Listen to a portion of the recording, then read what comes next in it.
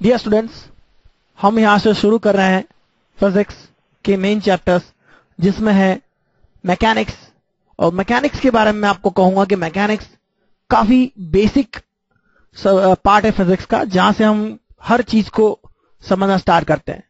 लेकिन सबसे कठिन भी है मैकेनिक्स। जैसे ही आप 10th क्लास से 11th क्लास में आते हैं तो कठिनाई इसलिए आती है कि आपको यहाँ पर ट्रिग्नोमेट्री का पूरा यूज होता है फर्स्ट चैप्टर मैकेनिक्स में ही, और ट्रिग्नोमेट्री के अलावा कोऑर्डिनेट ज्योमेट्री का यूज होता है, कैलकुलस जिसमें इंटीग्रेशन, डिफरेंशिएशन और यहां तक कि डेफिनेट इंटीग्रेशन का भी यूज होता है, वेक्टर्स की भी जरूरत होती है, और क्वाड्रेटिक इक्वेशंस, एपीजीपी, एचपी का भी पूरा यूज होता है। तो मैं जहां तक समझता हूं काइनेमेटिक्स से स्टार्ट करते हैं। काइनेमेटिक्स पार्ट है मैकेनिक्स का, और मैकेनिक्स दो तरह की होती है। एक तो क्लासिकल मैकेनिक्स जो कि गैलीलियो और न्यूटन के जमाने से है, जिसमें आपकी पार्टिकल की स्पीड लाइट की स्पीड से कम रहती है और पार्टिकल का साइज भी सिग्निफिकेंट होता है। अगर पार्टिकल का साइज बहुत छोटा है तो वहां पर क्वांटम मैकेनिक्स होती है, जैसे कि प्रोटॉन्स, इलेक्ट्रॉन्स, और उस स्तर पर हम क्वांटम मैकेनिक्स पढ़ते हैं। पार्टिकल की स्पीड यदि बहुत ज्यादा है, लाइट की स्पीड के कंपैरेबल है, तो वहां पर रिलेटिविस्टिक मैकेनिक्स होती है। तो मैकेनिक्स में हम जो पढ़ रहे हैं वो क्लासिकल मैकेनिक्स है, और मैकेनिक्स में भी, क्लासिकल मैकेनिक्स में भी हम दो पार्ट होते हैं। काइनेमेटिक्स जिसमें हम मोशन के कर्व्स को नहीं स्टडी करते हैं, जबकि डायनामिक्स एक दूसरा पार्ट होता है जिसमें मोशन का कर्व्स यानी फोर्स जो होता है जिसके कारण मोशन होता है उसको भी स्टडी करते हैं। तो डायनामिक्स तो हम AIEEE में फिजिक्स में थोड़ा बहुत पढ़ते ही हैं। अल्टीमेटली काइनेमेटिक्स में हम स्टार्ट करते हैं। तो हम देखते हैं रेस्ट और मोशन का कंसेप्ट क्या है। Rest and motion. पार्टिकल अगर हमारी रेफरेंस फ्रेम के रिस्पेक्ट में मूव कर रहा है, रेफरेंस फ्रेम अगर हम किसी कोऑर्डिनेट सिस्टम को लेते हैं एक्स एक्सिस, और अगर रेक्टिलिनियर मोशन की बात करें तो रेक्टिलिनियर मोशन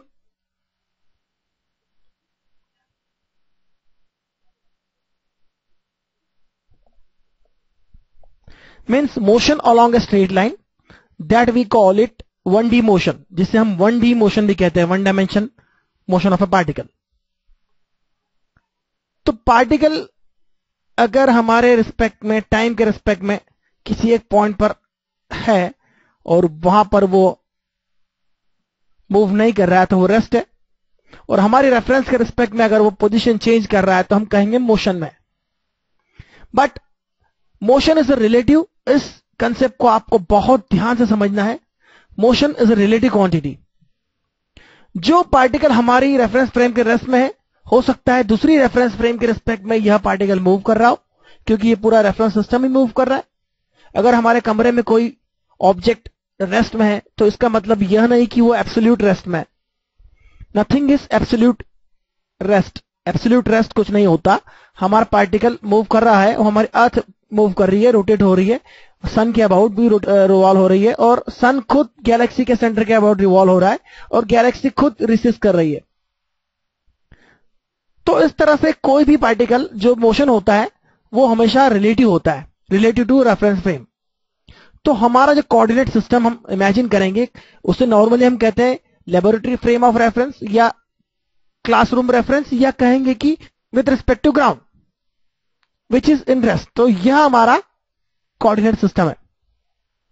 तो रेफरेंस फ्रेम भी अलग अलग तरह की हो सकती है, क्योंकि रेफरेंस फ्रेम जो मूव हो रही है वो मूविंग रेफरेंस फ्रेम दो तरह की होती है normally, inertial frame of reference और non inertial frame of reference. तो बेसिकली हम इन रेफरेंस फ्रेम के कंसेप्ट को न्यूटन्स लॉ ऑफ मोशन में ज्यादा एक्सप्लोर करेंगे। यहां पर हमने एक रेफरेंस फ्रेम का इंट्रोडक्शन दिया है, और कोऑर्डिनेट्स जो है वो 1 2 3 4। यहां पर most of the students think that coordinate is the distance of the particle, but it is not true. Coordinate particle की डिस्टेंस नहीं होती है, कोऑर्डिनेट पार्टिकल की पोजीशन होती है, position of particle, not the displacement और डिस्टेंस एनीथिंग एल्स। तो यह कोई डिस्टेंस नहीं है। ऐसा नहीं कह सकते कि आपकी पार्टिकल की डिस्टेंस 1 है या डिस्प्लेसमेंट 1 है, यह उसकी पोजीशन है। तो पोजीशन को हम पोजीशन को हम लिखते हैं position is equal to x1 suppose, at time t1 suppose. At time t1, position is equal to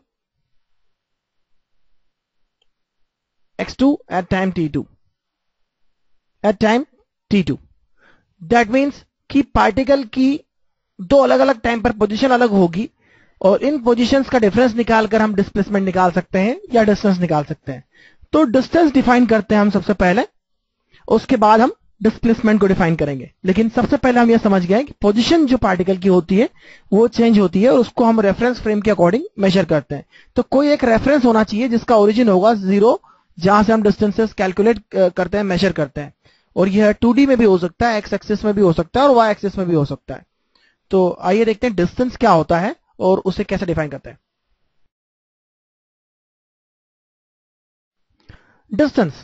distance is defined as actual path length, यानी किसी पार्टिकल की जो पाथ है उसकी लेंथ को हम मेजर करें तो वो डिस्टेंस की इक्वल होती है।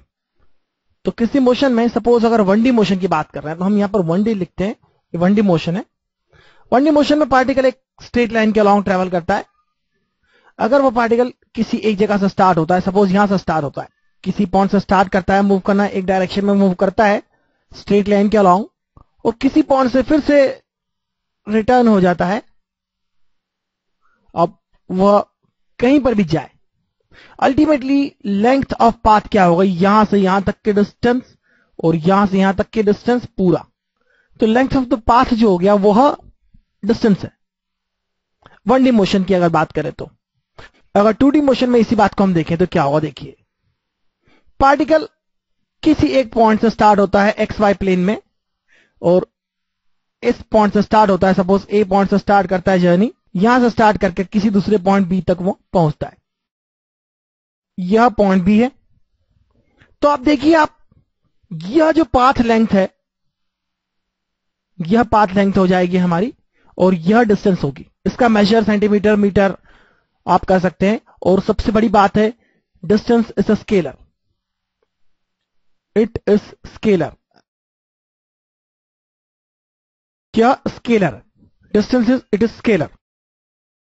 सो यह क्लियर है कि हम डिस्टेंस केवल मैग्नीट्यूड होती है, उसकी कोई डायरेक्शन नहीं होती है, क्योंकि स्केलर्स के केवल मैग्नीट्यूड होते हैं, डायरेक्शन नहीं होती है। वेक्टर्स और स्केलर्स के बारे में हम अच्छे से समझना चाहते हैं तो आप वेक्टर्स को चैप्टर पहले पढ़ लीजिए। और सबसे बड़ी बात, आपको अगर और ज्यादा वेक्टर के बारे में समझना है तो आप हमारा जो मैथमेटिक्स का पार्ट है वहां पर जाकर भी वेक्टर्स के बारे में और ज्यादा पढ़ सकते हैं। खैर फिलहाल हम इसको आगे देखते हैं। अगर हम डिस्प्लेसमेंट की बात करें तो डिस्प्लेसमेंट क्या होता है, the change in position vector. अगर हमारी पोजीशन 1D की बात करें तो 1D में देखिए क्या होगा, जैसे कि हमने पहले देखा था, यहां पर अगर पार्टिकल है और यहां से मोशन स्टार्ट करता है तो उस पोजीशन को हम x1 पोजीशन कहेंगे।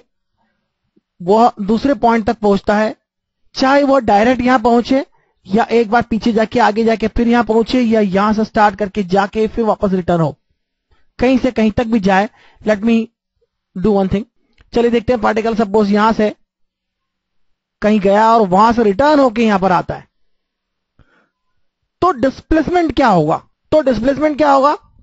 डिस्प्लेसमेंट होगा final position minus initial position. एक बात को हमेशा ध्यान रखिए, फिजिक्स में कोई भी चेंज अगर आपको निकालना हो तो मेरी इस बात को आप बिल्कुल याद रखिए। फिजिक्स में, पूरे फिजिक्स में आपको कोई चेंज चाहिए तो वह चेंज होता है final quantity minus initial quantity. हम यहां पर लिख रहे हैं the change in position vector. Particle की पहली पोजीशन x1 थी, बाद की पोजीशन x2 है, तो डिस्प्लेसमेंट जो होगा वो x2 माइनस x1 होगा, यानी final position minus initial position. Initial position एक वेक्टर थी जो इस पॉइंट को डिनोट कर रही थी और फाइनल पोजीशन भी एक वेक्टर है जो इस पॉइंट को डिनोट करती है। पार्टिकल यहां से चलता है, यहां से चल के यहां पहुंचता है, पहली पोजीशन का वेक्टर यह है, दूसरी पोजीशन का वेक्टर यह है। अगर डिस्प्लेसमेंट वेक्टर चाहिए तो x2 माइनस x1 होगा। यह वेक्टर होगा जो इस पॉइंट से इस पॉइंट को कनेक्ट करता होगा, यह वेक्टर होगा जो इस पॉइंट से लेकर इस पॉइंट को कनेक्ट करेगा। तो यहां पर मैं डिस्प्लेसमेंट वेक्टर डिनोट करके दिखाता हूं आपको। बेसिकली यहां पर होगा हमारा यह डिस्प्लेसमेंट वेक्टर, यह है हमारा डिस्प्लेसमेंट, यह हमारा डिस्प्लेसमेंट वेक्टर हो गया। और इसी तरह से हम 2D में देखते हैं क्या होगा। हम 2D की केस में देखते हैं, अगर मोशन 2D है, या अगर 2D मोशन है तो किस तरह से डिस्प्लेसमेंट वेक्टर को डिनोट करेंगे हम। 2D यानी XY सिस्टम में हमारा पार्टिकल किसी पॉइंट A पे था, वहां से सिमिलरली किसी पॉइंट B पर पहुंचता है। वह कोई भी पाथ फॉलो करे, डिस्प्लेसमेंट क्या होगा हम ये देखते हैं। यदि वह इस पाथ को फॉलो करके यहां पहुंचता है तो यह लेंथ जो होगी केवल पाथ की लेंथ होगी, यह होगी डिस्टेंस। यह हमारा डिस्प्लेसमेंट वेक्टर होगा, जो कि पार्टिकल की पहली पोजीशन वेक्टर यानी initial position vector suppose R1 है, और फाइनल पोजीशन के लिए जो वेक्टर बनाया है हमने वो R2 है। तो डिस्प्लेसमेंट वेक्टर जो होगा, डिस्प्लेसमेंट जो होगा वो होगा R2 vector minus R1 vector, जो कि यह वेक्टर है, वेक्टर AB जिसे मैं कह सकता हूं, जिसे वेक्टर AB कहा जा सकता है इन शॉर्ट। तो vector AB, this vector is the displacement vector. यहां से पार्टिकल यहां आया, लेंथ इसकी जो भी होगी ये मिनिमम पाथ बिटवीन 2 पॉइंट्स होगी। तो डिस्प्लेसमेंट का मैग्नीट्यूड के बारे में हम एक बात कह सकते हैं, magnitude of displacement is the minimum possible path length between these 2 point. और इस तरह से हम डेफिनेशंस तो बहुत सारी दे सकते हैं, लेकिन समझना हमें ज्यादा जरूरी है कि यह एक्चुअल में किसे हम कह रहे हैं डिस्प्लेसमेंट। और डिस्प्लेसमेंट एक वेक्टर होता है, तो वेक्टर की डायरेक्शन भी होती है और वेक्टर की मैग्नीट्यूड भी होती है। तो हम कुछ छोटी छोटी चीजें डिफाइन जरूर कर सकते हैं। यहां एक बात बिल्कुल समझना चाहिए कि डिस्टेंस जो होती है वो ऑलवेज पॉजिटिव होती है। Distance is always positive number. So distance के बारे में मैं बिल्कुल कहूंगा it is always greater than 0। It is always greater और इक्वल टू 0 ऑब्वियसली। अगर डिस्प्लेसमेंट है तो डिस्टेंस तो होगा ही।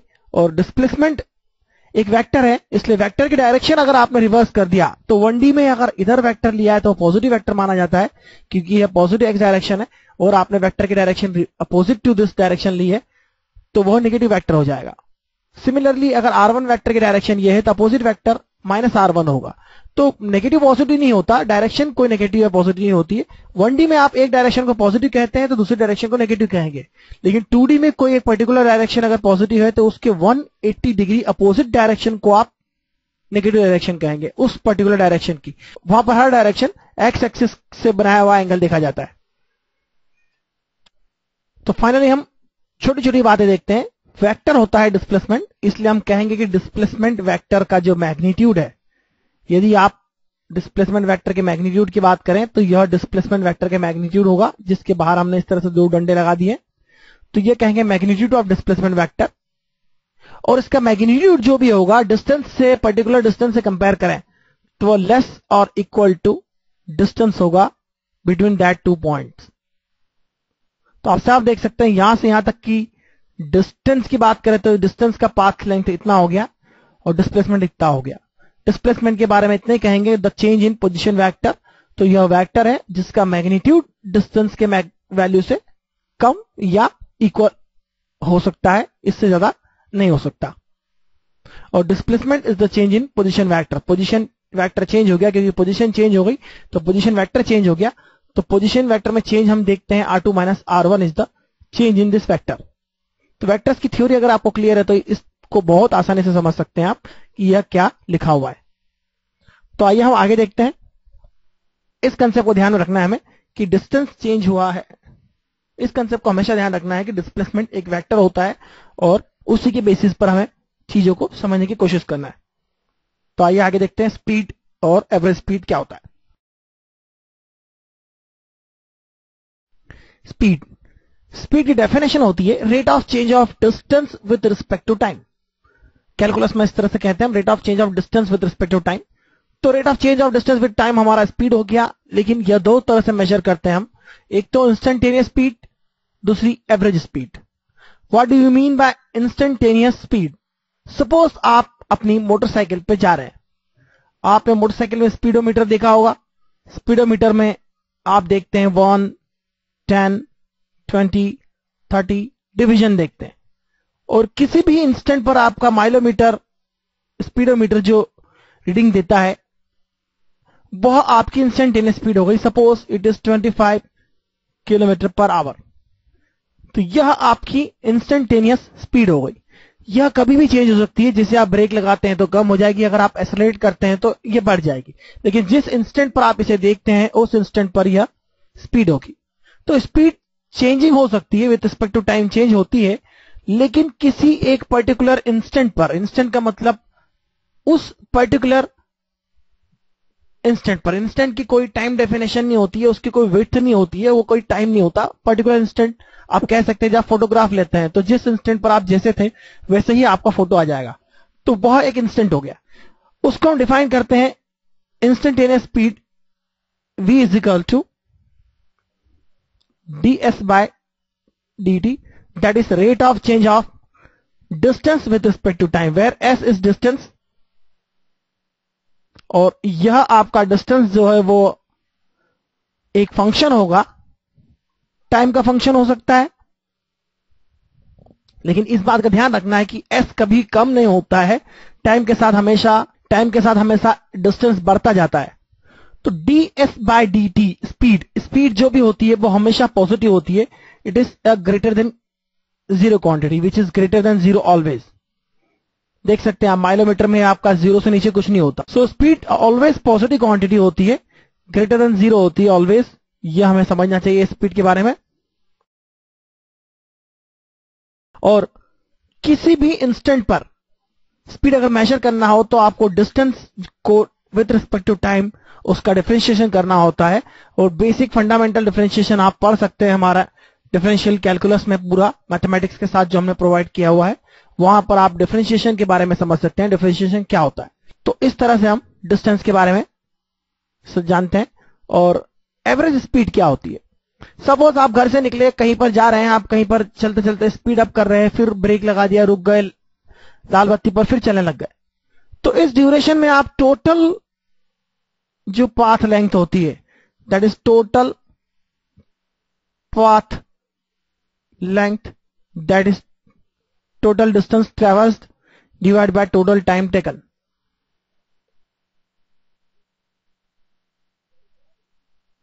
तो इससे आप डिफाइन कर सकते हैं कि एवरेज स्पीड क्या होती है। वेलोसिटी की डेफिनेशन हम देखते हैं। Velocity is the change in position with respect to time. दो तरह से हम वेलोसिटी मेजर करते हैं, एक तो इंस्टेंटेनियस वेलोसिटी, साफ देख रहे हैं, यदि हमने अभी इंस्टेंटेनियस स्पीड देखी है तो इंस्टेंटेनियस वेलोसिटी क्या होगी? इंस्टेंटेनियस वेलोसिटी का मैग्नीट्यूड जो होगा वह इंस्टेंटेनियस स्पीड के इक्वल होगा, लेकिन डायरेक्शन होती है, क्योंकि instantaneous velocity is a velocity, तो इसकी डायरेक्शन भी होगी। तो कोई पार्टिकल अगर हम देखते हैं जो किसी पॉइंट से किसी जगह जा रहा है बी तक, किसी इंस्टेंट पर यदि हम उसको देखें तो यह वेक्टर हो सकता है उसकी, तो यह वेक्टर उसकी इंस्टेंटेनियस वेलोसिटी को रिप्रेजेंट करेगा, जो इस पाथ की टेंजेंट होगा। इस पॉइंट पर, किसी पॉइंट पर अगर पार्टिकल है तो वहां पर जो टेंजेंट होगा उस पाथ पर, वह इंस्टेंटेनियस वेलोसिटी की डायरेक्शन होगी, और इंस्टेंटेनियस वेलोसिटी का जो मैग्नीट्यूड होगा, वेलोसिटी दैट इज v, और इसका जो मैग्नीट्यूड होगा, वह magnitude of instant velocity is a vector. Vector का जो मैग्नीट्यूड होगा वह इंस्टेंटेनियस स्पीड के